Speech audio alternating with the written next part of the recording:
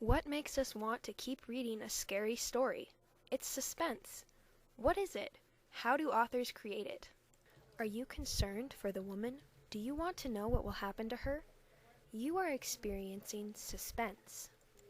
According to M.H. Abrams, suspense is a lack of certainty on the part of a concerned reader about what is going to happen. In other words, we feel suspense when we aren't sure what will happen next, but we really, really want to know. Will the man with the knife stab this defenseless-looking heroine? So, what does an author do to make us feel suspense? What keeps us turning the pages to find out what happens next? There are many ways to create suspense, but in this video we will focus on just 3. Delaying the answer to a question, slowing down at the point of intensity, and using dramatic irony. The first technique we will discuss is delaying the answer to a question. Lee Child, the author of the Jack Reacher Mysteries, says, "Readers are human, and humans seem programmed to wait for answers to questions they witness being asked." By creating a question at the beginning of the story, an author hooks us, making us want to keep reading until we find the answer. We are kept in suspense until the answer appears. In this unit, we will be reading Edgar Allan Poe's short story, The Cask of Amontillado, to learn how he uses suspense.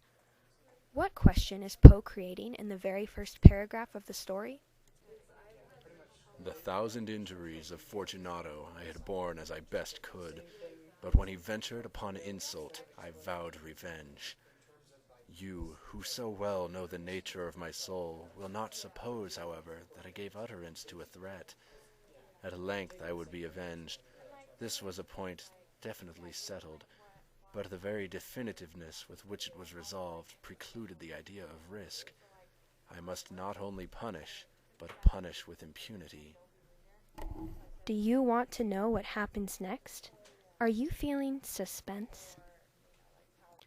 Another technique that authors use is to bring us to a tense moment in the story, then slow down to keep us asking the question.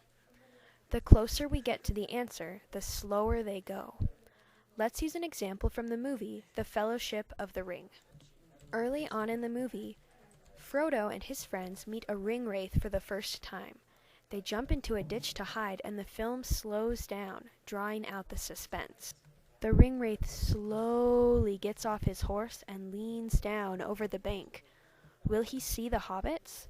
Will they escape? Movie makers do this sometimes by using slow motion. When we watch the ring fall in slow motion towards Frodo's finger, we feel suspense. What will happen when he puts it on? In literature, an author slows down by providing more detail, often giving a step-by-step account of what is happening. It's like slow motion in words. The next technique we will discuss is dramatic irony. Dramatic irony occurs when we know something a character doesn't. This happens in almost every horror movie, when the audience knows a character is about to die, even though the character feels safe. What do we know that this woman doesn't? Dramatic irony keeps us in suspense because we are waiting for the character to find out what we already know. Another example occurs in The Lion King when we see Scar kill Simba's father, but Simba doesn't. When Scar tells Simba the death is his fault, we feel suspense. What will happen to Simba now? When will he know what we know? Now that you know about 3 ways that authors create suspense, it's time to apply what you know. As you read The Cask of Amontillado, see if you can identify all 3 suspense techniques in the story. Delaying the answer to a question, slowing down at the point of intensity, and dramatic irony. Are you ready to begin?